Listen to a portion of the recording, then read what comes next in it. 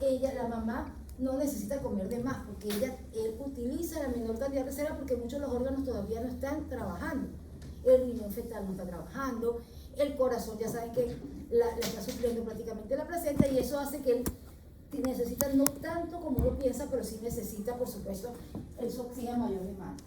Y el útero y el cuello se están preparando para el parto, y sabemos muy bien que, sabiendo que el útero tiene la forma aproximadamente de una pera, sabemos que el cuello tiende a ser muy largo.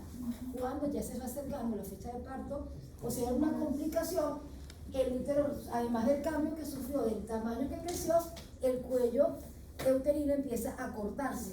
¿Y qué va a hacer? A medida que se acorta, se borra y se dilata.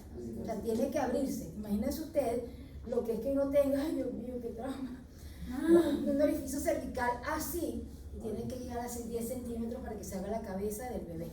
Entonces, ese cambio que es debido a las hormonas, sabemos muy bien que la oxitocina tiene mucho que ver, pero fíjense que a medida que esto se va a la contracción, hace que eso es demasiado profundo y demasiado perfecto verlo y sentirlo.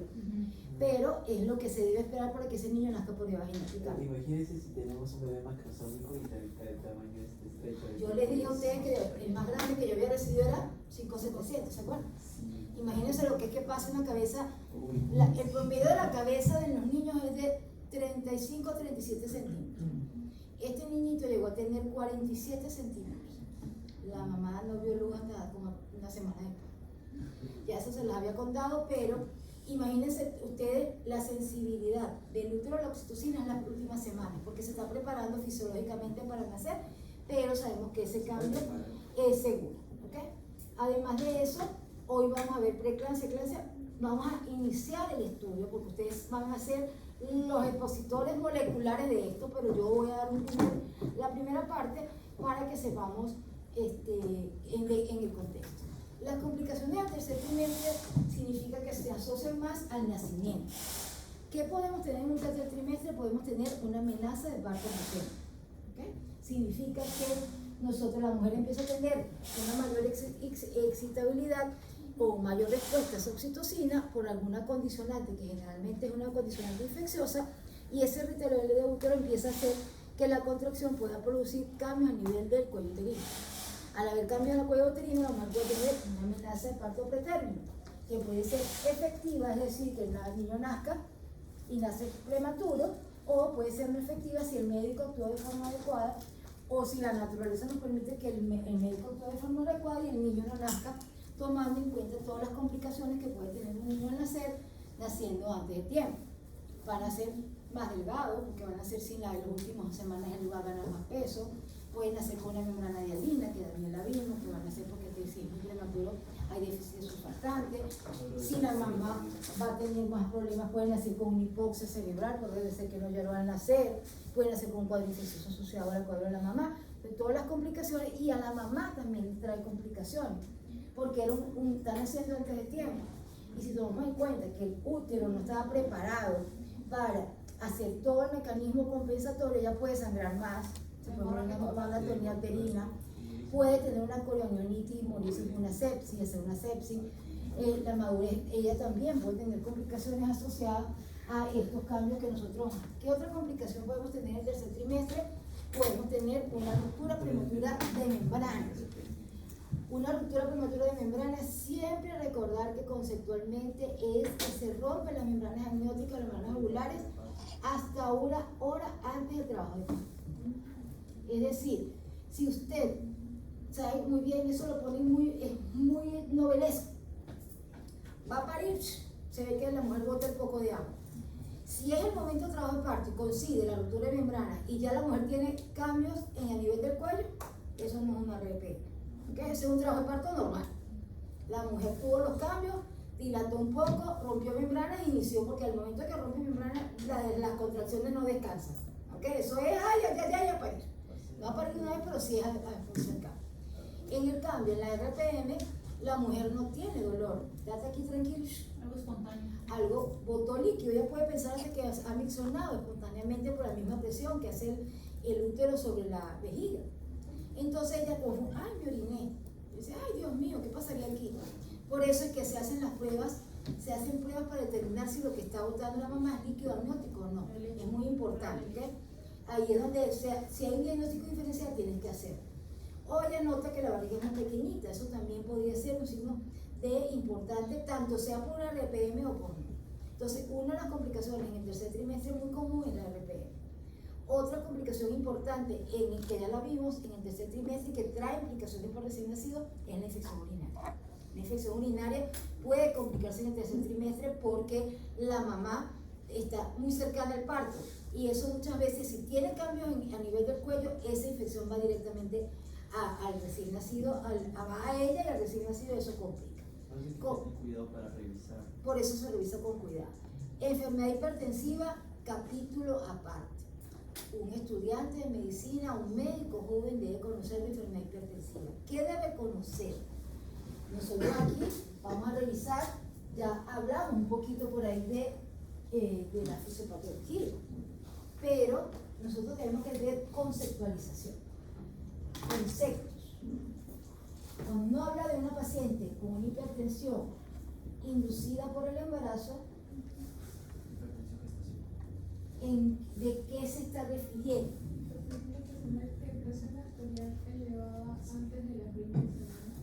No, es una hipertensión, pero estoy conceptualizando. Mayor de 140 es sistólica, mayor de 90 la diastólica, en un embarazo de más de 20 semanas. Si antes de las 20 semanas, estoy hablando de una hipertensión crónica. ¿Ok? Ya es hipertensa, ya la paciente era previamente hipertensa. ¿Ok? Recuérdense que los cambios a nivel vascular son el tiempo crítico entre las 18 y 20 semanas por la demanda. Recuérdense que hay un proceso transicional donde hay un aumento en la cantidad de volumen sanguíneo que tiene la gestante. Por eso es que en las 20 semanas es como el periodo cumbre. Igual puedes tener aquí, ya lo dije, una preeclampsia. Entonces tengo que tener una mamá que tiene presión arterial elevada de 140, 90 o más, acompañada de proteinuria. Muchos la quieren definir porque la ponen que si es 3 o 4 o más de 300, ¿ok? En 24 horas, tiene que especificar eso. Y si habla de cáncer, que ya lo habíamos dicho, uno todo esto y uno convulsión tónico-clónica generalizada, ¿ok? Yo puedo tener una mamá que tenga una hipertensión inducida sin preeclampsia ni cáncer, ¿verdad? Pues tiene más de 20 semanas, pero no tiene ninguna de estas cosas. Así puedo tener una mamá que tiene de repente edema, tiene proteinuria, pero no tiene hipertensión. ¿Okay? Entonces, esas variantes están allí. Pero si voy a conceptualizar alguno de estos 4 términos, tengo que estar claro. Puede pasar también que yo tengo una mamá con una hipertensión crónica y se agrave con el embarazo. Entonces, yo tengo una mamá que la conseguí a las 20 semanas y ya está hipertensa. Pero a partir de la semana 20 empieza a tener, si ella se está controlada, es una hipertensión crónica. Por lo que tengo que modificar el tratamiento igual. Pero si ella empieza a tener una hipertensión crónica exacerbada o agravada por el embarazo. ¿Okay? Importante. Entonces, esos son los conceptos que debo tener. ¿Qué otra complicación puedo tener en el tercer trimestre? Puedo tener hemorragia en el tercer trimestre. Que lo más característico que es la placenta previa, que puede tener desde incluso desde el segundo trimestre, y puedo tener un desprendimiento prematuro de placenta. Es decir, que la placenta se vino primero que incluso que se desprendió antes de que naciera recién nacido. Usted puede tener viene con DPP, entonces cuando usted va a examinar a la paciente, lo primero que sale de la presentación es la placenta. La placenta se desprendió, no está en su parte superior, sino que se viene abajo y no es previa, ya está desprendida, la placenta está chocada, eso es una urgencia médica. Acompañando a esta enfermedad hipertensiva tenemos el síndrome de Hell. El síndrome de Hell tiene 3, le dicen coloque la tríada del Hell, coloque la tríada del Hell, coloque la tríada del Hell. No me voy a poner proteinuria, edema y hipertensión. Si me pone eso, lo va a conseguir como Gloria Trevi con el pelo suelto. Tiene que poner que hemólisis, trombocitopenia y elevación de transaminases, enzimas hepáticas elevadas. Eso es lo característico del gel. Y tal como lo hablamos hoy, el gel es una condición grave. Usted tiene una paciente con gel, pida gel. La ayuda a ese paciente, se le va a morir. Es un paciente que tiene exacerbado una condición. Y la otra cosa importante es que tienen que recordar que en el 90% de los casos, la paciente que tiene gel está precándida, tiene proteinuria, tiene edema, tiene hipertensión. Pero usted puede encontrarse una paciente que tiene ictericia, tiene las enzimas hepáticas elevadas, tiene trombocitopenia, pero no tiene hipertensión. Igual tiene que correr porque es un gel sin hipertensión y es de cuidado también. Porque cuando tú tienes una presión alta, ya tú sabes que hay dos cosas que tú necesitas: controlar presión. Y la otra cosa que necesitas de repente hacer una evacuación uterina rápida, o sea, que el bebé nazca. Pero cuando el paciente no te da más y un bebé prematuro, te pone a pensar que la mamá no está hipertensa, que es la condición que te hace decidir sacarlo. Entonces tú dices, concha, le tiene 30 semanas y la mamá está así, oye, ¿será que aguanto una semanita más porque el bebé no la está tan prematuro? Probablemente, si la trombocitopenia es muy importante, prefiere sacar. Si está, le coloca plaquetas y para adentro, ¿ok? O sea, sí, pero si por ejemplo tengo una preeclampsia severa, yo puedo prevenir haciendo maduración pulmonar y también... Así es. Si tú tienes un paciente menos de unas 32 semanas y sabes que es importante sacarlo para que la mamá mejore, le coloca maduración. Hay maduración pulmonar que tú haces en horas. O sea, o hay unas que ya le voy a hacer necesario, igual le colocas. Siempre le colocas algo para la maduración si está en el tiempo. Asociada a la amenaza de parto pretérmino, infecciones. Las infecciones, ya dijimos, la más importante es la urinaria, de las infecciones genitales que complican la garnerela, esa bichita que huele a pescado. Realmente, no sé si eso lo dicen aquí en micro, pero esa es una de las que complica más. La tricomona, toda esa infección, la cándida, que es un problema embarazada, puede complicar un embarazo por una infección al porcentaje a nivel genital. RPI, ya le dije, y hemorragia del tercer trimestre, que ya también se las había nombrado. Entonces, en el tercer trimestre, nosotros estamos ante una expectativa de que ese niño nazca de la forma más adecuada y con el tiempo más preciso. Pero también tenemos que garantizar la salud materna. Entonces, el médico general se enfrenta a 5 cosas que tiene que estar pendiente. Pendiente, señora, ¿tiene contracciones? Hay contracciones falsas. Las contracciones, las mamás, a medida que el útero se va haciendo, ya llegando al término, ya empiezan a tener dolorcito. Ya, unas contracciones que hacen que ese útero se pone rígido, pero tienen que ser aisladas, ¿okay? Aisladas y no ver cambios a nivel del pecho. No debe botar líquido, eso es lo normal, no botar líquido. No debe tener hemorragia, porque eso tiene que hacerle pensar en placenta previa o en DPP. No debe tener, la presión debe estar controlada. Por eso es que los controles de embarazo son después de las 35 semanas, cada 15 días, por las complicaciones. Si la mamá es hipertensa, cada 3 días, porque todo depende de del control estricto que tú tengas, depende si el niño va a nacer ya, no importa, porque está mejor afuera que adentro, porque adentro va a ser retardo del crecimiento intrauterino, puede ser si es un gemelo, puede ser una transfusión más importante. Y la otra cosa es que también se puede evitar. En un DPP, el niño se puede morir y la mamá también, porque eso puede llevar hasta una ceguera de la mamá. Entonces, por eso es que el médico general tiene que saberse todo esto, porque va a ser para él una cosa de todos los días, sobre todo cuando esté rotando por obstetricia.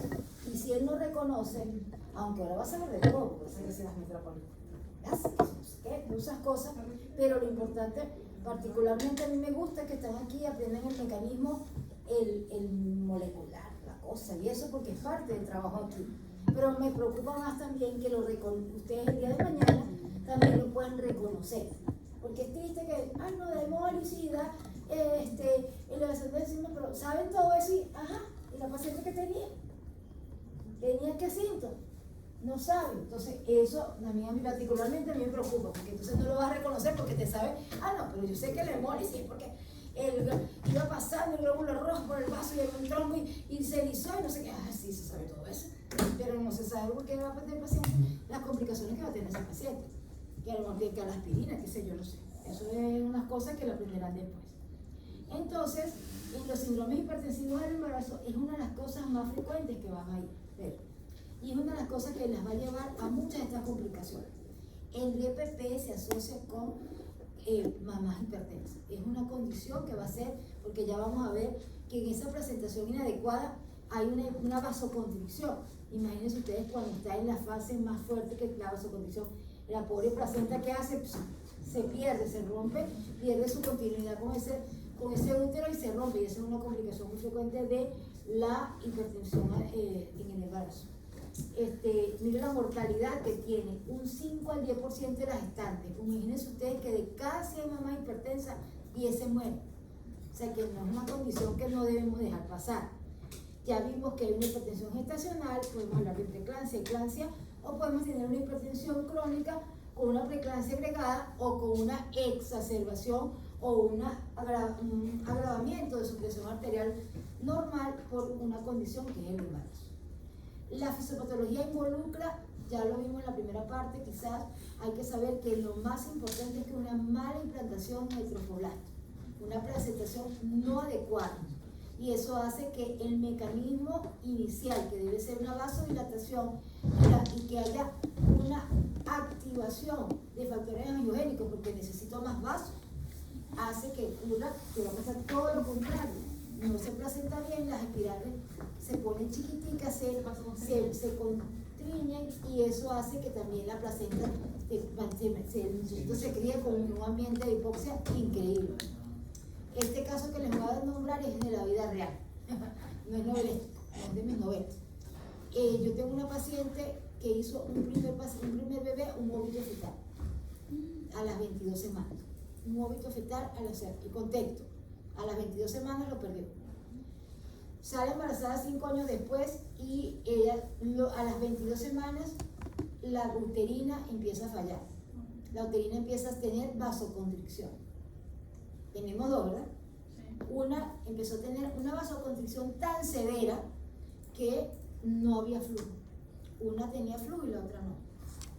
Ya eso es un signo eminente de que ella va a hacer una preeclampsia. Pero increíblemente esta paciente tenía edema, proteinúria leve, nunca tuvo hipertensión arterial, pero tuvo hipertensión a nivel de las uterinas. Entonces, ¿qué complicaciones tuvo esta señora? Tuvo un parto pretérmino y tuvo un bebé que hizo un RCIU, porque creció con una sola uterina. Quiere decir que ese bebé agarró su uterina y dijo, esta es mía, y se logró. Esta mamá, si nosotros sabemos que los factores de riesgo para preeclampsia, ¿cuáles son? Obesidad, ¿qué más? O primigesta muy joven o primigesta añosa o paciente de edad. Entonces, esta paciente es posible, y estoy elucubrando porque no sé si lo evaluaron, había que pensarse que esa paciente podía tener un trastorno del colágeno, una enfermedad, algo, porque esta paciente, sí, porque esta mamá hace las 2 veces lo mismo. Por supuesto, ella no puede tener un tercer parto, porque significa que cuando ella tiene un embarazo, y hay una parte que está descrita, que es una parte inflamatoria que es detonada por el lado paterno. Sabemos que nosotros somos formados de un lado materno y un lado paterno. Entonces se dice que en algunos sentidos el componente paterno produce respuesta inflamatoria y que contribuye, tiene que ser del próximo hijo, es del heredero. Dice que esa parte paterna actúa como el niño se convierte en un cuerpo extraño y eso contribuye a alternizar o a hacer más fuerte este componente de vasoespasmo que ocurre a nivel placentario. Quiere decir que aquí, tomando en cuenta que si es el mismo papá, es posible, o es el componente paterno, y me pongo a ver la pareja posiblemente, o aquí debe haber debe la mamá tener quizás un trastorno reumatológico o inmunológico que no es no descubierto. un SAF, una cosa que no se ha dicho y que es lo que hace que esa haya una vasoconstricción y una tendencia a casi que abortar, porque casi este segundo prácticamente pudo haberlo abortado, porque ya hay una respuesta previa. Si ya abortó el primero, quiere decir que el cuerpo que hizo el primero, el cuerpo con el primero lo expulsó y hubo una hipoxia tan grande que la placenta no dio. El niño se le muere en la barriga. Quiere decir que esa misma condicionante, ahorita era más, porque si había un componente extraño, ella debe tener inmunológicamente, ya pudo haber rechazado el segundo. Fíjense que el cuerpo no es perfecto. ¿Y el bebé nació sanito? El bebé nació sanito, empezó 1,900, ahorita pesa, es un muchachote grande, tiene 2 años y algo. Pero sí tuvieron que hacer la cesárea de emergencia. ¿Tuvo alguna repercusión neurológica? No, menos mal. No tiene, eso que me está poniendo muy interesante. Él tiene un desarrollo como el niño, como si fuera el niño Iron Man. Un niño de 2 años que te cuenta hasta 100 en inglés, tiene un desarrollo demasiado. O sea, yo oigo a ese niño y digo, ay Dios, una preeclampsia sin hipertensión o una preeclampsia sin hipertensión, eso no cuadra, lo que sería sí, algo así, una hipoxia ahí, pero el muchachito cuenta y empieza 1, 2, 3, yo creo que sí hay algo más. Sí, yo también creo. Porque él empieza rojo, azul, como el juego de calamar, rojo, azul, rojo, azul, rojo, azul, rojo, azul. Entonces se va para allá. Yo creo que sí hay algo más. Entonces siempre el prematuro tiene eso, que el prematuro puede repercutir. Fíjense que el prematuro puede darse cuenta de la afectación que tiene cuando llega a la escuela.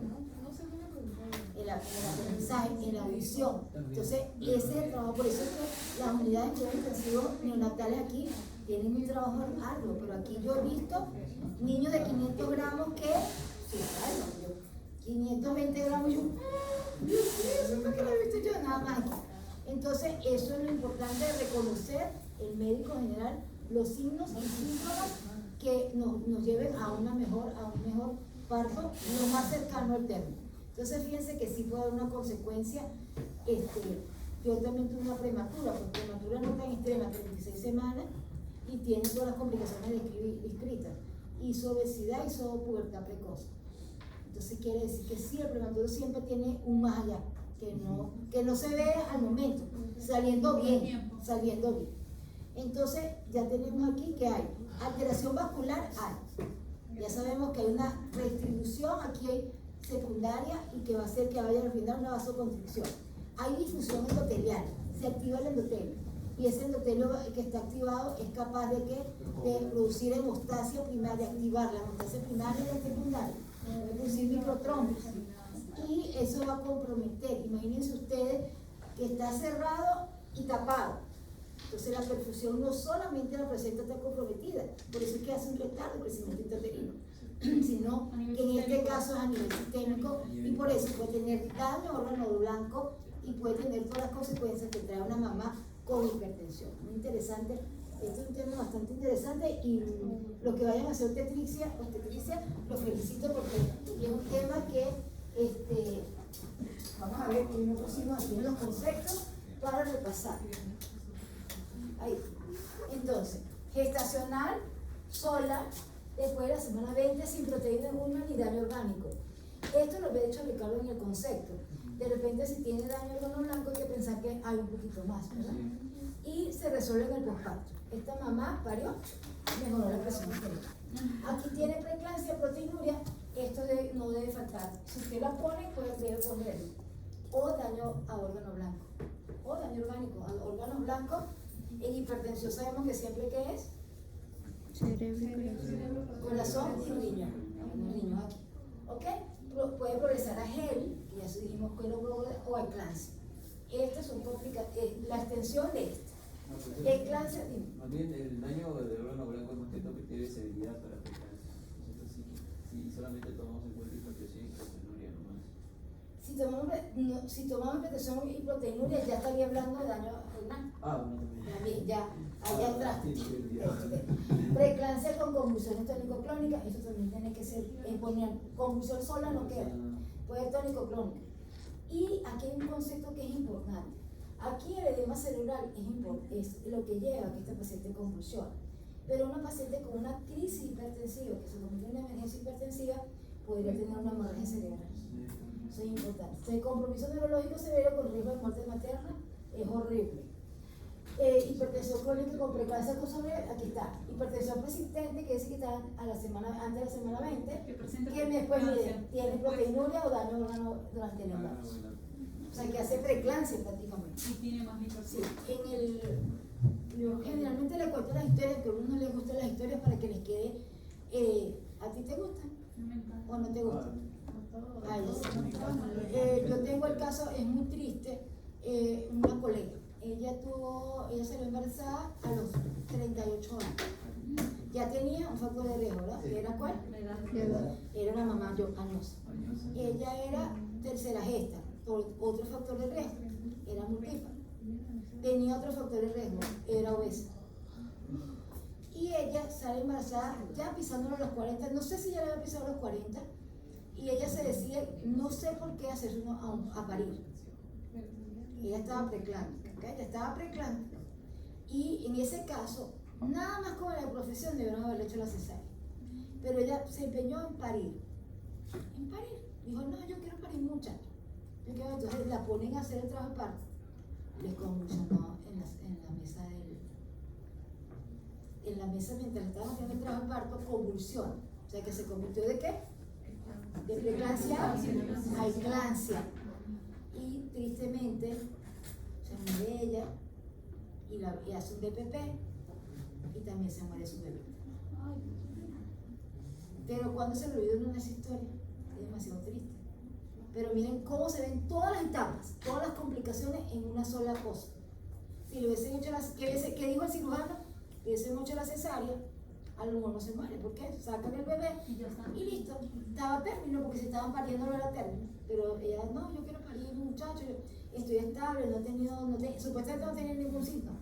El edema y la hipertensión. Y era hipertensión crónica. Entonces mira lo que pasó, se murió la niña y el bebé, eso no se nos olvida nunca, es un caso demasiado triste. Ya se graduó una convulsión de pequeño, tendría ahorita miles de años de graduar, la niñita tendría, no quiero decir cuánto, porque es un número peligroso que no quiero decir. Alguna gente sí sabe cuántos años son porque saben que yo lo publico en mis estados. Doctora, dígame. pero la eclampsia también se divide en subtipos, ¿verdad? Ajá, ¿cómo es, doctora Casero? Antes del parto. Intraparto y posparto. Parto y posparto, que eso ya va a aparecer más después de las 48 horas. Así, hasta los 7 días después del posparto. Pero esta fue intraparto. Intraparto. ¿Ok? Preeclampsia temprana y tardía, antes del 34 y después del 34. Mira cómo sale, mira cómo aflora, que me encanta. Yo por eso adoro estas clases. Y las prácticas las amo. Entonces, inclusión trofoblástica. Entonces, ¿qué va a pasar? Durante la implantación, el trofoblasto invade las arterias espirales uterinas y las remodela. Tienen que remodelarlas. En este caso, ellas se convierten en vasos de baja resistencia y alto flujo. En el caso de que la implantación no sea adecuada, pasa todo lo contrario. Son de alta resistencia y de bajo flujo, por eso es que hay hipoxia en esa zona. Entonces, la hipertensión gestacional y la eclampsia, hay una invasión trofoblástica deficiente, lo que mantiene las arterias espirales en estado obstructivo, constrictivo. Eso produce disminución de perfusión, hipoxia y liberación de. Y esto lo voy a subrayar porque esto va. Tiene que ir, si a alguien se le ocurre preguntarle la fisiopatología, tiene que poner esta mala implantación que está por aquí. No está, ¿verdad? No está, pero debería estar. Oh, sí. Ahí donde dice invasión trofoblástica deficiente. Esto. Ahí. 1, 2, 3, 4, como 5 palabras. Y me da la fisiopato de la. ¿De qué? La hipertensión o la preeclampsia, depende de hasta donde te llegue. ¿Ok? Pero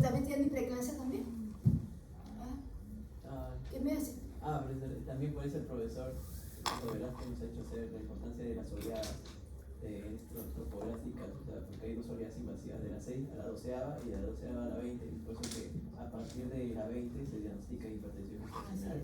En la segunda oleada. Fíjense cómo todos los conceptos se unen. Ustedes están en una etapa de que tienen que unir fisiología, anatomía, no sé qué, crecimiento y desarrollo, que es embriología, y miren dónde vamos. No le dan importancia, miren dónde está. Todo tiene importancia.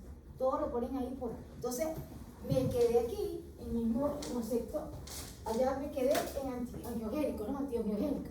Y ahora sigo. Va al segundo punto. Fíjense que si ustedes ponen nada más, que sean esos que estudian nada más y leen lo corto, si ponen cada palabra, cada uno de los títulos está bastante cercano a el concepto de lo que le estén preguntando. Entonces, ¿qué va a haber? Factores proinflamatorios, y sabemos que hay interleuquinas también, que producen aumento. Este es más interesante porque aquí se nos podían preguntar en una completación. ¿Cuáles factores antiangiogénicos o se altera? Aumento del factor soluble similar a la FMS. Entonces, ¿qué hace? Miren. Y aquí está otra cosa que puede ser depende de una pregunta, que es ¿qué pasa? Inhibe al factor de crecimiento vascular endotelial y al placentario. Y reducción del óxido nítrico. Como usted ya es un experto y sabe que el óxido nítrico es ¿qué? Vasodilatador. Si se reduce, se va a perder su función y aquí va a aumentar la resistencia vascular. O sea, que fíjense, todo se relaciona, no tienen que aprender mucho, pero aquí fíjense, aquí puede haber consecuencias, diga consecuencias de esto. Ahí está, ¿no? Eso podría ser porque va a haber una alteración en el NOx y en la célula natural alquila. Mañana ese seminario está bueno, no me lo quiero perder. Y eso sí, eso El es. último me lo perdí. Sí, doctor, no mala. Ay, no le creo. Doctora, usted sí es exagerada. ¿Cuánto le pusieron? 9.5. No menos. No creo. ¿Qué iba a decir? Eso Es también, cierto, la señalización es cierta. eso también por eso de que hay mayor respuesta, hay menor respuesta a TH1 y más TH2, y eso repercute también cuando vimos en la gestación. Esta está feliz. Mira, doctora Samantha, no le creo que porque yo no haya estado le haya puesto mala nota, eso no lo creo. Sí, quéjese, doctora, Todo el mundo dice que es al revés, que la que pone nota más bajita soy yo. No, doctora, con usted no. Entonces, bueno, pero ya está un motivo muy importante. Y aumento del estrés oxidativo, respuesta inflamatoria sistémica, va a haber hipoxia placentaria, ya lo hemos dicho varias veces, y esto va a producir difusión endotelial generalizada. Eso también creo que es un punto que sea interesante no dejar de colocar. Aumento de unidad vascular que contribuye al edema y la hipertensión que es debida a la difusión endotelial y al vasoespasmo. Entonces, eso todo, miren cómo en poquitas palabras y sin complicarse. Palabras claves, señores y señoritas. Tienen que trabajar palabras clave. Entonces, es que pongan su PPT y pongan que no debe faltar aquí. Esto aquí, todas las respuestas están ahí. Porque dicen, no, es que eso no nos lo dio el docente. Pero si está ahí, ¿cómo no se lo va a dar? Aunque se tiene que leer. Puede ser. Todo está allí. Y tengo otra cosa por la que me respaldo. ¿Qué me respalda? La práctica. En la práctica, mañana sí va a estar Dios primeramente, que eso es lo que yo les quería decir la semana pasada.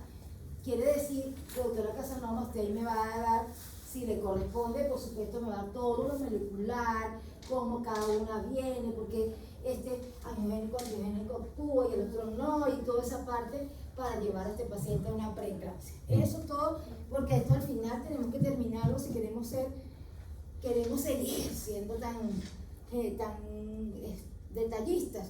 Si me puedo ser muy detallista, paso las 2 horas en esa pregunta. Pero si en la primera parte ya doy bastante. Y sabemos que va a haber una disminución de la sangre que llega a nivel de la arteria renal.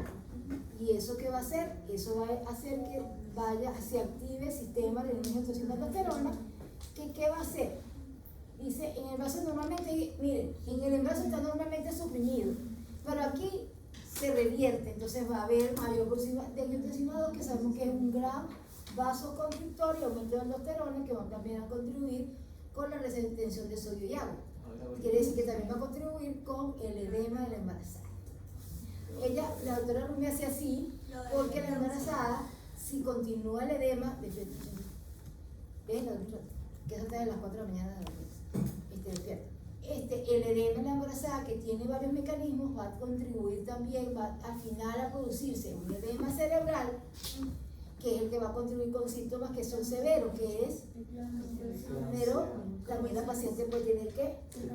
Cefalea, escotomas, tinnitus, que me estaban preguntando algunos síntomas para el glosario, puede tener síntomas que pueden ser secundarios a ese edema, y que es un síntoma importante, por eso es que es un síntoma importante, porque es parte de las complicaciones que va a tener esta mamá con la hipertensión. Alteración de la perfusión renal, ya lo habíamos visto, activa el eje renina-angiotensina y aldosterona, y además aumenta la tasa de filtración glomerular, que contribuye con la proteinuria, que también hace que haya, por supuesto, una disminución de la presión oncótica, y eso favorece también al edema cerebral y al edema en otras partes del cuerpo. Y eso también es un síntoma, puede llevar al síntoma cefalea. ¿Ok? También dice, por eso que dicen que las pacientes tienen que estar tranquilas, porque hay mayor sensibilidad de receptores, en este caso adrenérgicos, y también más sensibilidad a angiotensina 2. Y también que la propia placenta puede secretar, en este caso, ¿cómo se llama? Renina también. También dijo el profesor Vela que es algo que secreta renina ectópica. Dice que hasta la placenta podría secretar renina. Y el hígado. Ajá, mira. Factores maternos condicionantes a una hipertensión: obesidad, la paridad, que ha tenido una hipertensión inducida por el embarazo previamente, el tabaco, todos esos factores son de riesgo. Factores ambientales, ahí no los ponen, pero podemos decir que también si tú tienes una diabetes, por ejemplo, eso que no es ambiental, pero es multifactorial. Si tienes un familiar de primer grado que ha tenido preeclampsia o sea hipertenso, la epigenética actúa mucho aquí, porque sabemos muy bien que incluso para el niño, sabemos que si hay una metilación por ahí, mutaciones, eso podría hacer que haya algún cambio, y eso puede contribuir a una placentación anormal. Y factores inmunes que ahí nunca debemos olvidar: nuestro lupus, nuestra artritis reumatoide, sobre todo el lupus, que es asociado a este tipo de SAF también. Placentación anormal, y ahí lo dice, allá lo habíamos dicho, a la remodelación de arterias espirales anormales. Miren lo que produce: hipoperfusión placentaria, hipoxia, aumento del estrés oxidativo, autoanticuerpos, los antiangiogénicos, las rosas, la endotelina, disminución del óxido nítrico, prostaciclina y disfunción. Todo creo que en este cuadrito está todo, en este esquema. Y lo que produce en el niño, ¿qué va a producir? Un oligohidramnios, una hipoxia fetal, es un niño que puede nacer con un alter bajo, y un RCIU. Y miren todo, yo creo que aquí en este está resumido todo. Yo creo que si uno se aprende sabe por qué pasa cada cosa, puede explicar, y aquí viene por fase: primero y segundo y tercer trimestre. Y aquí está también lo que puede pasar en el cerebro. Miren, eso me gusta porque tiene en una sola imagen. Y miren lo que pone aquí: cerebro, que va a poder edema, cefalea y convulsiones. Me voy hacia preeclampsia, riñón, disminución de filtrado glomerular y proteinuria, preeclampsia, y hay aumento del sistema de activación. Edema pulmonar, también una complicación. Infarto hepático, y esto va a llevar a necrosis, y además va a llevar a infarto, que eso habla a favor del gel. Rotura hepática, vascular, hipertensión, trombocitopenia, ahí por la misma activación endotelial. Aquí está, y activación del sistema de coagulación. Miren lo que nos lleva. De este lado nos llevaría una complicación como la eclampsia, y de este lado nos llevaría, ¿cuál es la mejoría de esto? Sacar el producto. Y ahí dice inducción del parto. Abra barriga y saque. Abre la barriga, recordamos la cesárea, la señora, y saquen. Al menos que te trajo de parto en el momento y te sepa que ya el parto es inevitable. Creo que con esos dos se resume todo. Esas dos imágenes están bastante buenas. En la clase de ayer la estuve oyendo un ratito, el doctor también la explicó muy bien. Les explicó muchos de estos detalles. Bueno, ayer los felicito. Ayer entraron 85 estudiantes.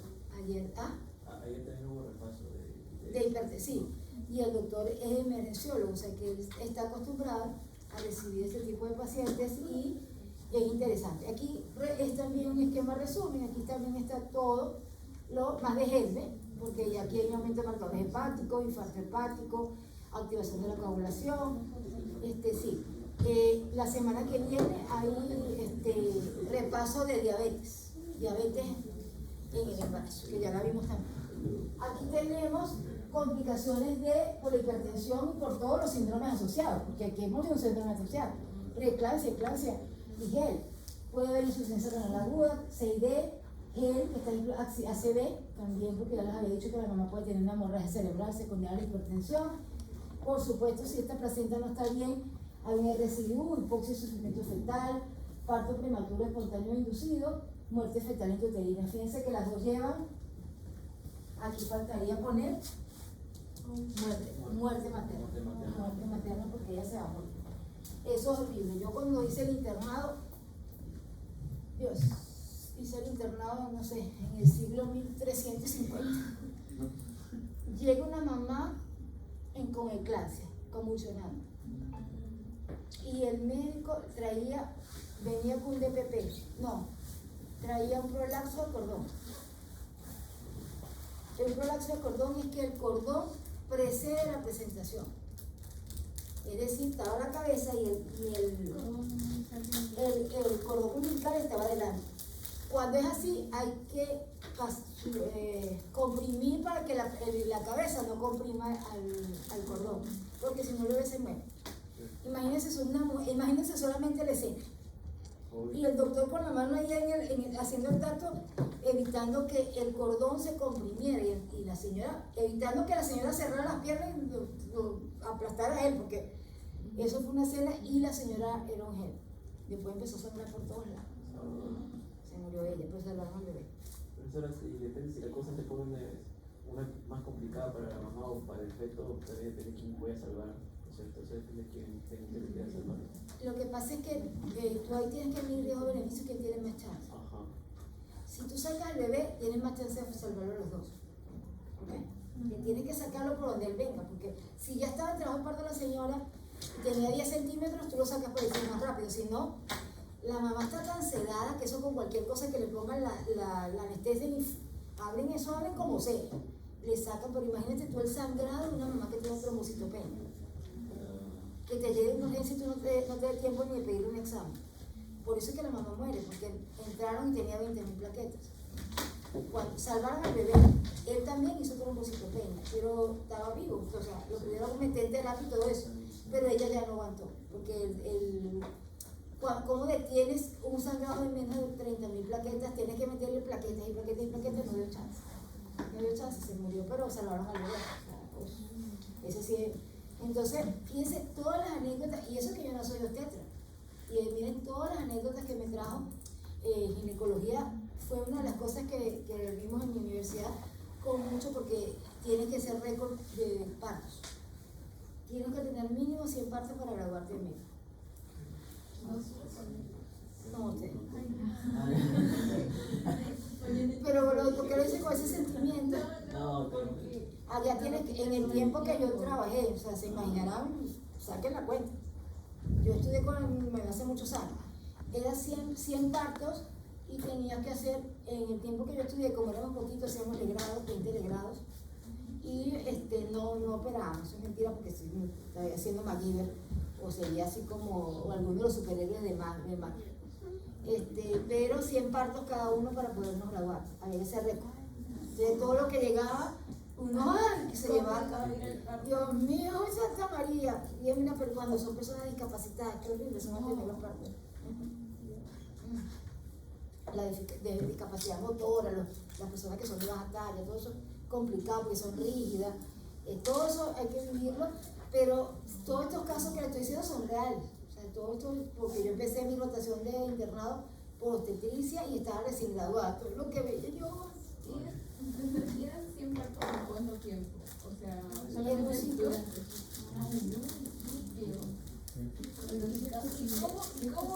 ¿Cuántos partos de diario? Lo que pasa es que en la zona donde hacen las pasantías el interno, que ustedes también hacen interno y externado, está casi solo como otro interno. O sea, el médico graduado, recién graduado, que hace rato era estudiante, su asistente es un estudiante. Entonces, ¿qué pasa? Él está atendiendo a uno aquí, y tú estás al lado, ¿y qué vas a esperar? ¿Tienes que esperar que termine él? No, tienes que atenderlo. Entonces, uno él, uno tú, uno él, uno yo. Y si nacen 50 niños diarios en esa maternidad, por eso, claro, pero como tú haces guardia cada 7 días, haces el récord en un semestre. Acuérdate que no eres el único, tienes que hacer guardia, por ejemplo, hoy está Ricardo Antonella, hoy está André contigo y así, no puedes estar, entonces, pero son nada más tú y el otro, y ahorita debe ser peor, imagino que el récord se hace rápido, porque está solo el estudiante. El estudiante tiene que tener parto solo. Claro, pero creo que aquí no es así, porque conocí un doctor que en paz descanse, que fue el doctor que murió hace poco, y él me dice que él se graduó médico y no había atendido ningún parto. Y creo que se graduó aquí en la ciudad. Es de que no es obligatorio. No tienes récord, pues. Si no tienes récord, ¡ay! Auxilio, espera. Para nosotros sí era récord. ¿Ok? Entonces, a veces las cosas que son de la medicina en vivo, la medicina que no es en vivo. Como ya no hay simulación, tenemos que hacer todo en vivo. Entonces, estas son las conclusiones. Importante, fíjense que aquí en la parte final también nos dicen algo que podría ayudarnos también para la conceptualización en caso de combinación. En el GEL, defina GEL. Mire lo que dice. Es una forma grave de trastorno hipertensivo. Pero lo que tiene que llevar esto. Y es una complicación de la preeclampsia. Sin embargo, estamos claros que ya lo habíamos hablado en clase, que la clase con los chicos en la práctica, que puede ser que no haya preeclampsia, pero en la mayoría de las veces hay preeclampsia. Y para un médico general, tiene que asociarlo a preeclampsia. Entonces, si usted tiene unas plaquetas ahí medio bajas, porque viene por niveles. Si tiene 150.000, usted todavía descansa, pero debe sospechar. Si tiene unas transaminasas un poquito elevadas, uy, esta señora va para allá. Y más, si usted tiene una anemia y tiene, por supuesto, un frotis alterado, también debe pensar.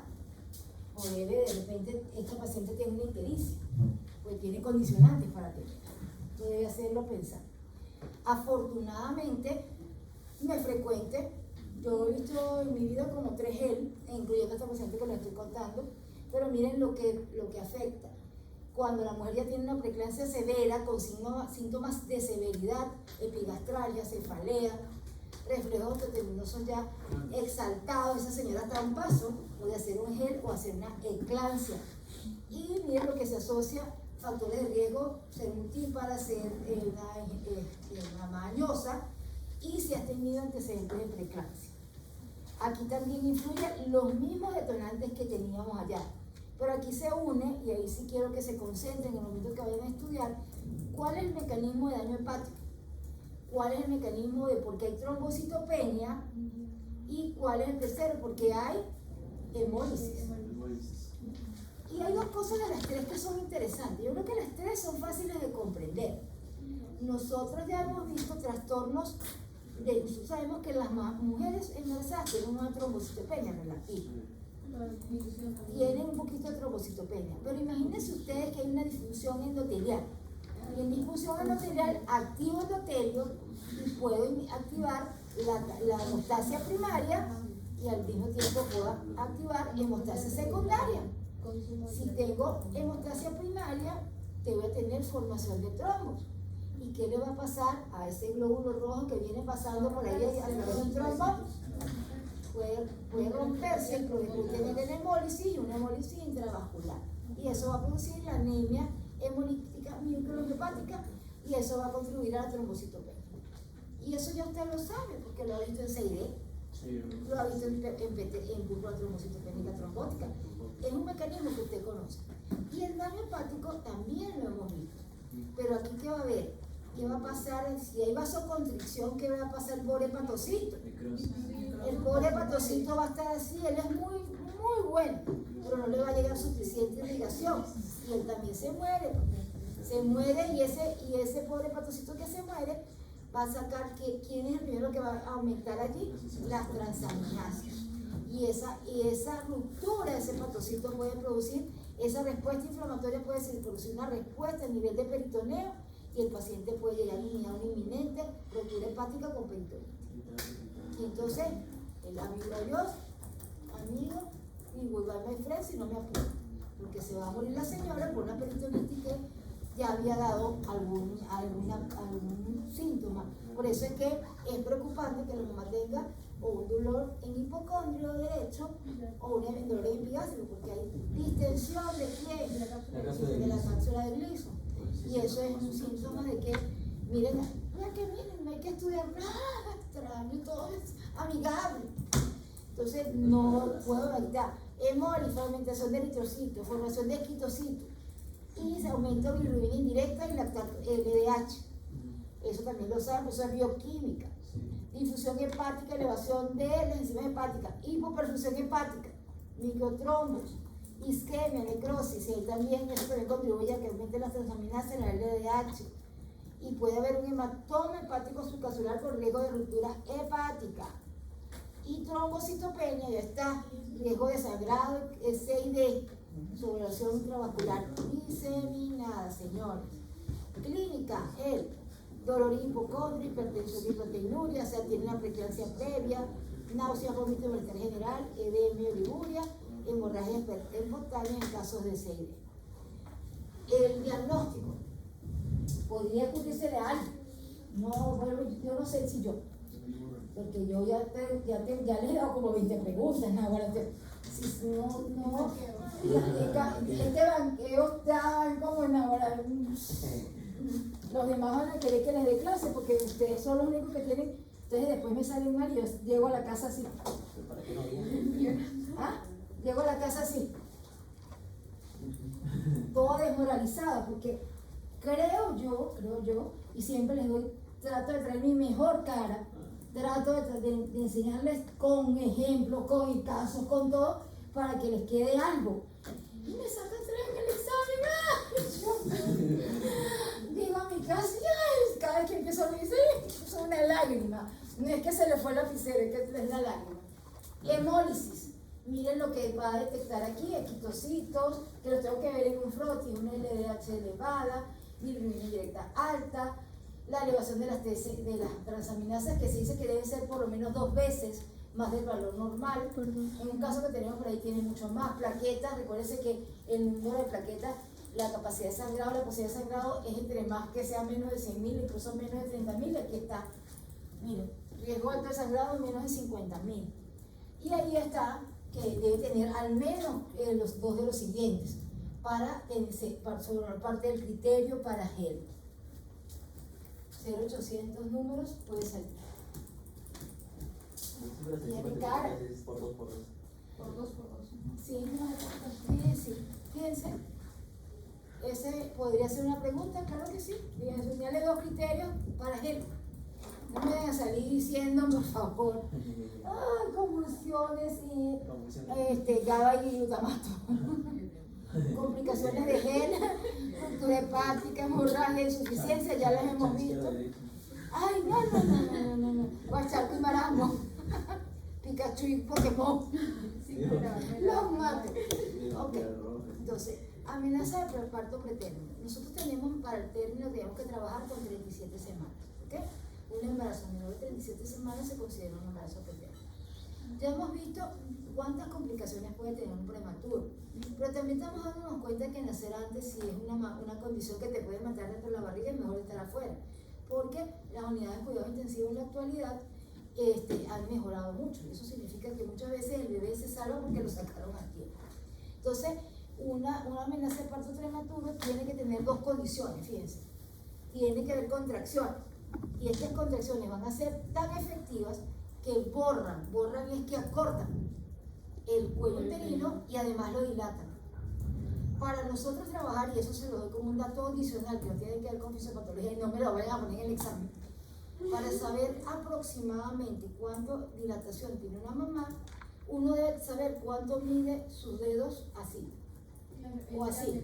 Eso te ayuda, porque si tú sabes, si es mi dedo, miren, mis dedos son pequeños, ¿cuánto puede haber aquí? 2 centímetros. ¿Ok? 2 centímetros aquí. Quiere decir que si yo logro hacer un tacto, no quiero hacer más tactos, yo meto los dedos y entran así apretaditos, tengo 2. Si abro, tienen como 4. ¿Ves? Usted tiene que medirse esto. Usted tiene que saber cuánto mide sus 2 dedos. Si yo le mido los dedos a los muchachos, miren, espérate, como que son 2 también, ¿no? Porque tiene los dedos delgaditos. Pero quizás alguno tiene dedos un poquito más gruesos y tendría que tener, mide 3, por ejemplo. Ya te sabe que si entra apretadito, ya sabe cuánto y así va aprendiendo. Para que sea 10, tendría que mirar todo lo que tiene que abrir usted. Para hacer 10 centímetros aquí. Es bastante. Igual que medirse la falange. Para nosotros medir, a veces nos toca un acceso de 3 centímetros. Es mi dedo. Yo sé que cada falange mía mide 2 centímetros. Entonces, yo digo, es aproximadamente 2 centímetros porque yo sé cuánto mide cada uno de mis falanges. Entonces, eso es un aprendizaje para el día a día, no nada que ver, no así. Puse en el examen que si tenía borramientos y hidratación de 2 dedos de la doctora Petra. Se mide acá. Mire, fíjense, miren, esta amenaza ocurre en el 10%, el 8-10% de los embarazos, produce parto por el niño espontáneo en el 70% de los nacimientos prematuros. Esto de reconocer una amenaza de parto prematuro o pretérmino es importante porque existen tratamientos para detener esta amenaza de parto. Yo puedo colocar tocolíticos, cosas que hagan que ese parto no se desencadene para lograr que ese producto nazca con semanas mejor. Imagínese usted que la mujer empieza con una amenaza a las 25 semanas. Ese es un bebé que tiene muy poquita posibilidad de lograrse porque está ahí en el límite en cuando está iniciando la activación o la producción del surfactante pulmonar. Entonces, usted le conviene que en vez de hacer 25 nazca 30. Igual es prematuro, pero tiene mayor probabilidad a sobrevivir. Entonces, miren los factores de riesgo. Primera causa de amenaza de parto prematuro. Ya la vimos. Perdón, infección urinaria o vaginal. Y esta vaginal, dice vaginosis bacteriana porque es una señora llamada Gardnerella vaginalis, que es la que produce, no sé si le había cambiado el nombre, no sé lo que es, si todavía es así, pero ella es una de las primeras que produce esta posibilidad de que hay una amenaza de parto prematuro y hasta un RPM, ¿ok? Las agitaciones múltiples, fíjense cómo es la diferencia, que no vean la imagen, estos son los gemelos, miren cómo se ve uno más grande que el otro, porque van a ver que puede haber transfusión entre gemelos, ¿okay? Entonces, hay un gemelo que generalmente se dice que puede haber una transfusión menos del 20%. Cuando es más del 20%, diferencia entre peso de uno y otro, es una transfusión entre ellos, y este está anémico y este está poliglobúlico. Los dos tienen problemas. Los dos tienen problemas porque van a tener unas complicaciones cardiovasculares y el otro, imagínense, el pobre bebé con anemia, así que transfundirlo de una vez. Entonces, por eso las amenazas son más en un parto múltiple. Imagínense un embarazo con 5 bebés en la barriga. Todos se quieren salir, ¿verdad? Y polidrámeos también, cirugías cervicales previas.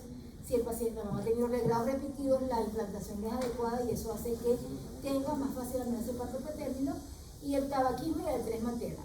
Esto es interesantísimo. No sé si se han dado cuenta que el tabaquismo ha estado muy presente en estos temas.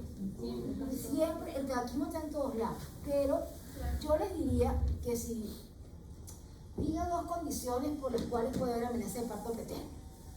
Factor de riesgo para parto pretérmino. Fíjense todo lo que les he dicho, ahora si sigo aquí me van a decir que es corrupción o boime, porque les he estado diciendo de todo. Pero fíjense que el tabaquismo hasta el final. El tabaquismo ha estado, y se lo he dicho muchas veces, en siempre, casi todas las patologías que decimos. Entonces, casi el tabaquismo, casi me lo ponen en todo. Pero es muy general. Entonces yo digo, si va a poner factor de riesgo, póngame infección, no se olvide urinaria y no se olvide la Gardnerella que huele a pescado. Eso es lo característico del flujo de la Gardnerella y ahí tiene 2 y las 2 son infecciones. ¿Cuál? ¿Infección urinaria cuál? La infección genital por Gardnerella vaginalis. Gardnerella, vaginosis bacteriana, ahí está. Gardnerella, ¿no lo han oído? Gardnerella. El nombre es bonito, pero ella es fea. La leucorrea huele el olor característico a pescado. Imagínense ustedes que usted va a examinar a la mamá y aquello le huele a pescado, auxilio socorro. Ok. ¿Por qué se produce la amenaza de parto prematuro, parto pretérito prematuro? Y aquí está la fisiopatología. La primera causa es inflamación e infección. Y que va a haber una corioamnionitis, que es inflamación de qué? Del corio y el ánus. Y eso va a producir infección. Miren, todo va hacia donde ustedes conocen. Aquí que va a haber un patrón asociado a patógeno, porque hay infección. ¿Y por qué tiene que ser reconocido? Por los toldos. Los receptores TOL. ¿Y qué va a hacer? Va a activar diferentes vías de señalización para Y producir interleuquinas. Miren lo que hace aquí, porque hay amenaza. Mira quiénes activan, que también lo mismo hizo inflamación. Prostaglandinas. Y estas prostaglandinas, por eso que se utilizan para abortivos, producen contracción uterina, maduración cervical, ruptura de membrana y por lo tanto degradan el colágeno y producen metaloproteinasa, que también es la fisiopatología de la RPM. De la RPM. Entonces, ¿es un mecanismo extraño? No hay ningún mecanismo extraño. Siga la secuencia. La única cosa diferente aquí es que cuando esta infección importante rompe las membranas ovulares, y es, miren, esto también lo conocemos, ¿no? Dios mío, no, que no me dicen.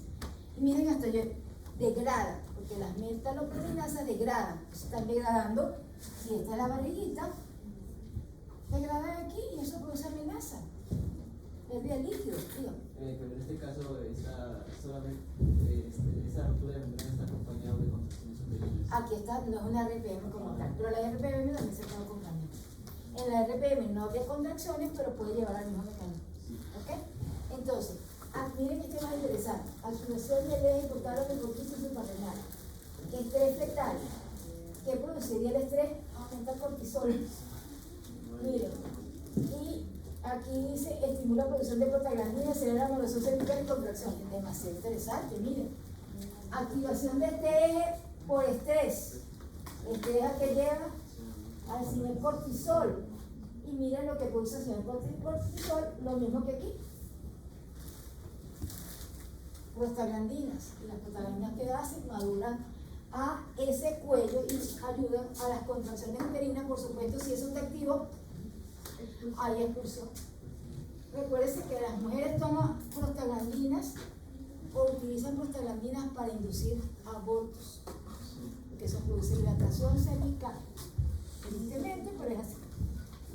Tercera fisiopatología: sobredistensión uterina, polidramis, embarazo múltiple, activa mecanorreceptores neuronales, aumenta oxitocina, favorece la contractilidad uterina. Fácil también, todo es fácil aquí. Imagínense ustedes la barriguita de la mamá muy grande, porque tenga un polidramio. Si tiene un polidramio, ¿en qué debo sospechar en el niño? ¿El problema renal? El efecto para Polidramio, entonces, ¿con qué defecto el bebé? Atresia esofágica. Miren lo que hace. Si esta barriga está, imagínense 20 semanas y que la señora tenga la barriga esta semana, es así. Entonces, esto puede pasar. Un polidramio me tiene que hacer pensar, miren todas las cosas que se unen. O puede hacer pensar que aquí haya 4 bebés. ¿Esto qué hace? Imagínense ustedes cómo está el útero. Y miren lo que hace. Es mecánico, es un efecto mecánico y va a desencadenar también aumento, el útero lo hace más irritable. Hay sensibilidad, mayor sensibilidad a la oxitocina. Pero hay que esperar que tenga un poquito más de semanas, porque la primera semana los receptores no están todavía para activarse. Insuficiencia cervical, disminución de progesterona. Sabemos que la progesterona es la que mantiene sobre todo la implantación. Y miren, no hay inhibición del miometrio, células interpretente. ¿Qué va a hacer? Se expulsa. Esto también pasa en aborto. Me parece también lo que pasa en aborto. Entonces, los mecanismos no son difíciles. Lo que hay es que sentarse y entender. Entonces, tenemos, ¿cómo hacemos el diagnóstico? El diagnóstico clínico es el que usted, le llegó una mamá, 32 semanas, siento que se me pone la barriguita dura, siento dolor, porque hay contracciones que duelen y las que no duelen. Las que duelen son las más famosas, ¿verdad? Entonces, esa mamá, si tiene pérdida de líquido y no hay trabajo de parto, es una RPM. Pero si es una mamá que tiene Contracciones, con pérdida, sin pérdida de líquido, con dolor, piense más en una amenaza de parto prematuro. Mire lo que tiene. Usted tiene que hacer, en ese caso, puede hacer un tacto, sobre todo si no tiene pérdida de líquido. Porque ¿cómo sabe que la mamá está iniciando a trabajar parto y qué es lo que va a hacer? Pero miren lo que el ser humano ya, miren, se hace una ecografía transvaginal. Si el cervix tiene 25 milímetros, aumenta el riesgo de parto prematuro. Menos 25, que digo. Quiere decir que tiene elementos que ya no los que yo hacía cuando estudiaba. Medición por ecografía, fibronectina fetal en secreciones vaginales.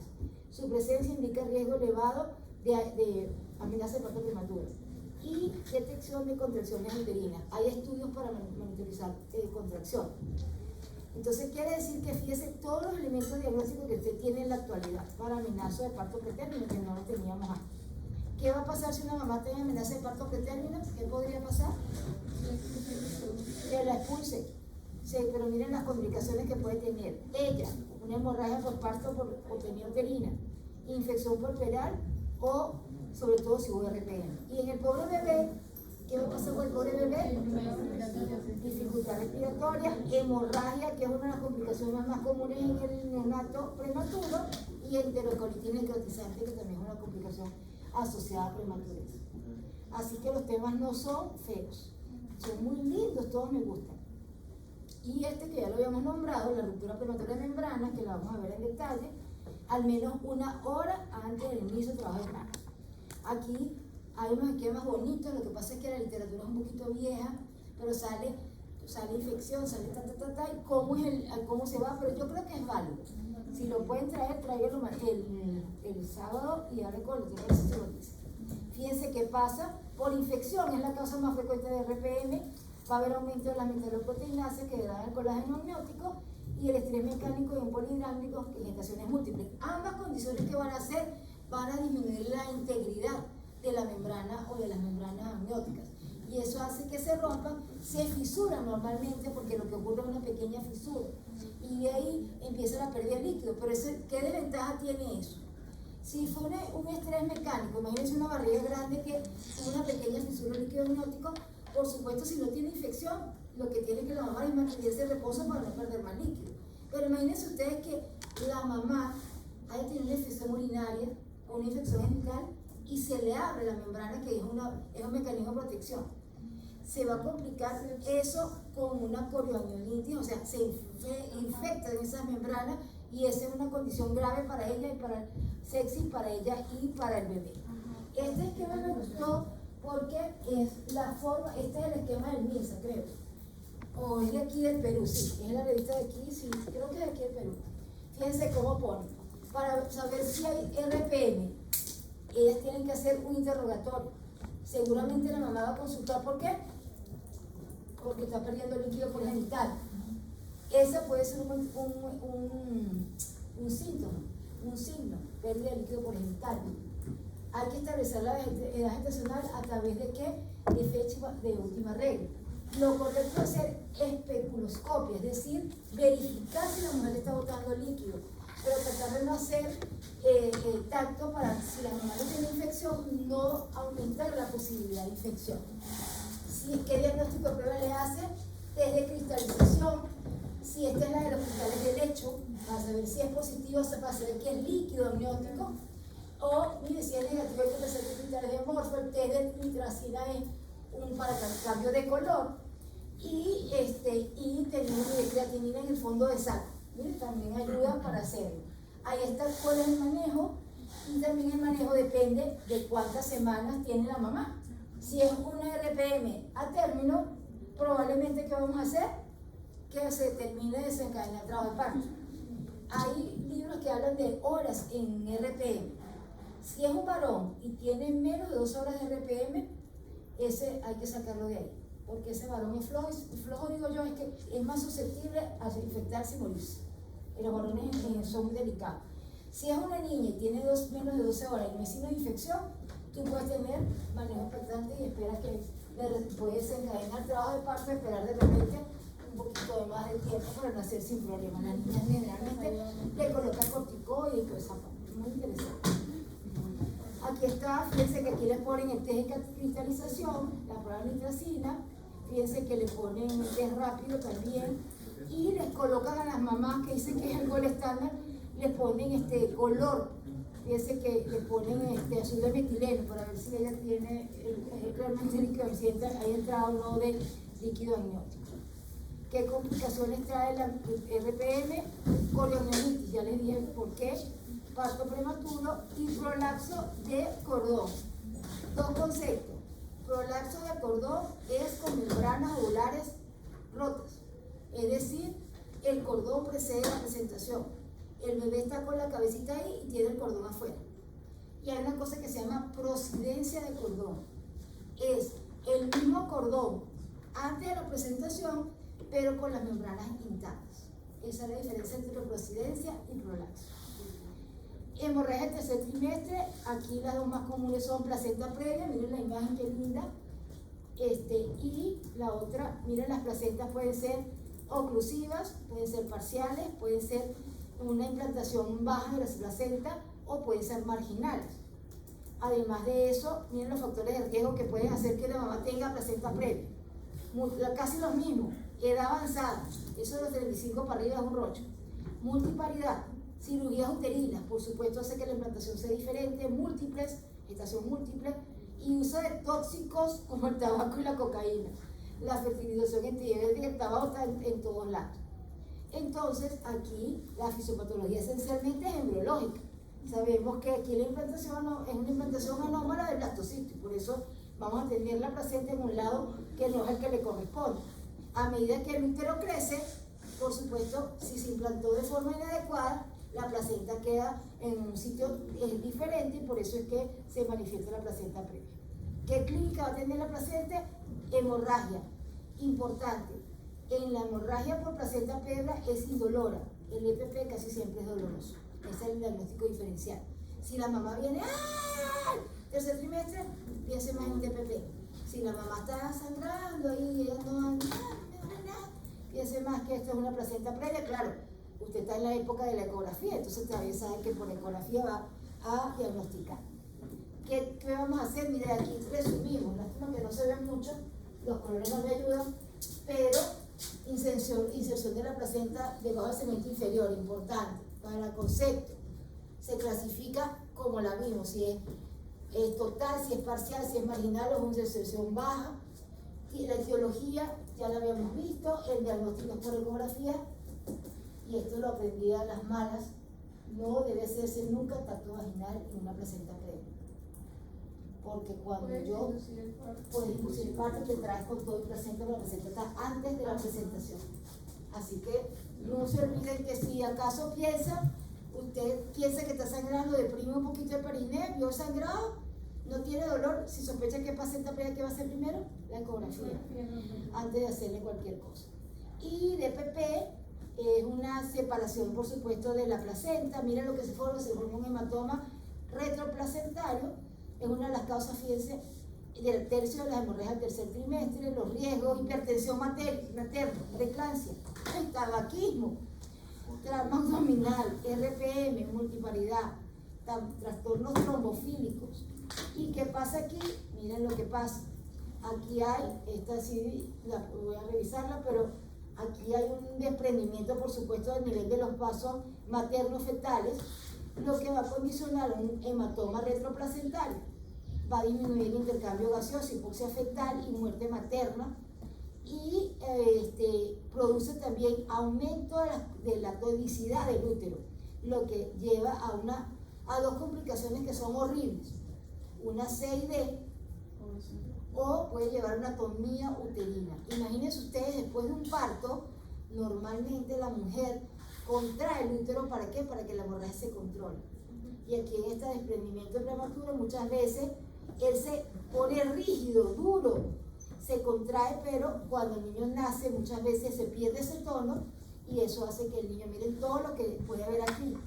Miren, luego sanguíneo placentario disminuido intermitente, hipoxia, disminución, aquí aumenta, mira el factor de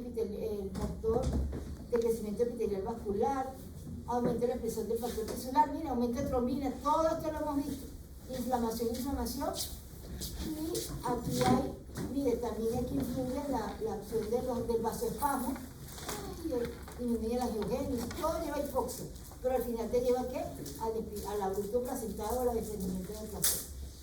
Aquí están las complicaciones, la clasificación, mire, grado 1, grado 2, grado 3, la diferencia entre placenta previa y DPP. Mire, uno es lento, uno es repetido, otro es persistente, hay dolor en uno y en otro no. Este también podría ser preguntarse algo porque está bastante claro. A ver, ¿quién lee el caso? Sí, a ver, ¿quién lee? Samantha. Pacientes que están de 21 años, preveniente de los seguros, antecedente, paciente tuvo su menarquía a los 12 años. Este es el régimen de reglas. Ese es el régimen catamerano, no sé si. Ajá. Cada 28 días. A 28 días, el 15 de 01 de 2022, inicia relaciones sexuales a los 15 años, número de parejas sexuales ha sido 3, no hace uso En de... 6 años. Bien, porque ahí dice. Porque tiene 21 y tiene relaciones de los 15. Ajá. Saque la cuenta. 6 años. Ajá. Sí. No hace uso de ningún método anticonceptivos.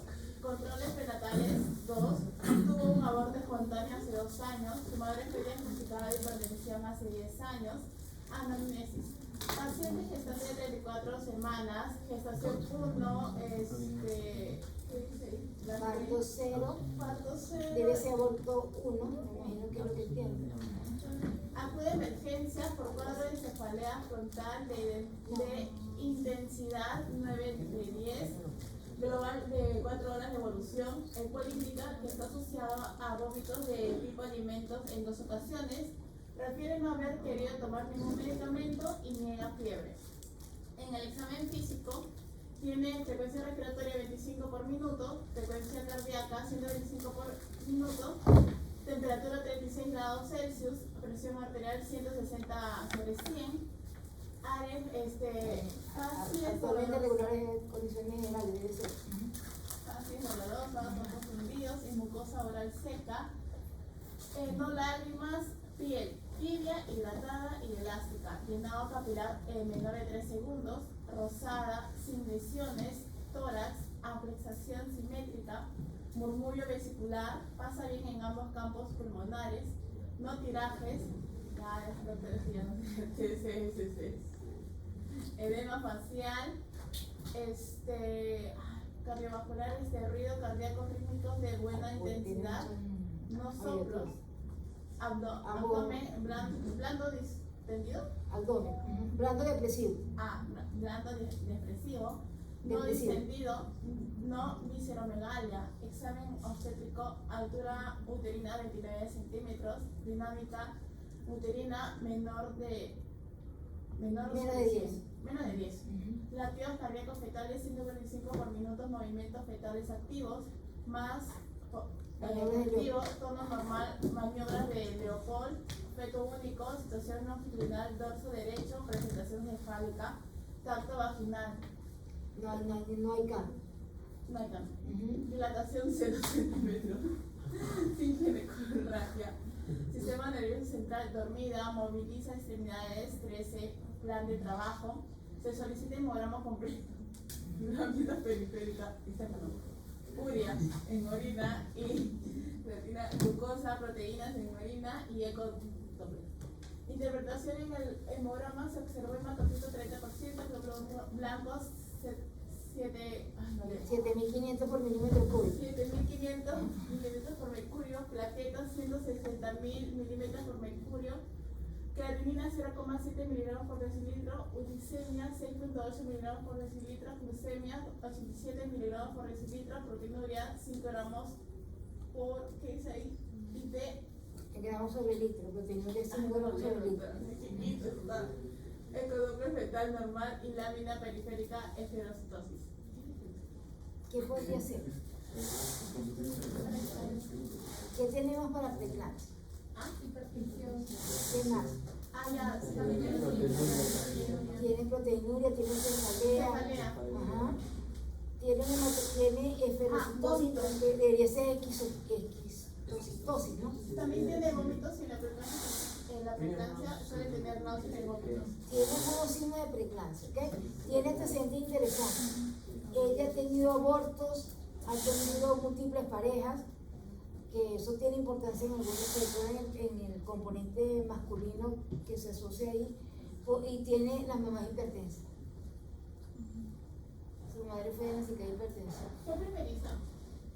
No, esta niña dice que ha tenido. Sí es primeriza. O sea, Estoy viendo que dice, porque dice, pues, si dice G1. ¿cuántos hijos tuvo, doctora? ¿Quién es esta mamá?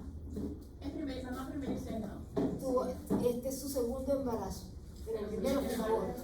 Entonces podría ser que hayan alterado la alteración del endotelio disfuncional, que no haya tenido esa memoria inmunológica del trofoblast. Que tenga, ¿tú crees que haya habido un problema de pérdida de tolerancia? Una pérdida de tolerancia puede ser. El problema aquí es que ella ha tenido varias parejas y entonces eso dice que podría variar si tú tienes diferentes parejas. O sea que ahí hay que pensar que la disfunción es de ella, porque si el problema fuera por cambio de pareja, ella no debe, ese aborto debe ser de un papá y este de otro. Y este ya tiene problemas, así que hay que pensar que el problema es de la mamá. Sí está medio enredado el caso, pero sí nos da para preeclampsia, ¿cierto?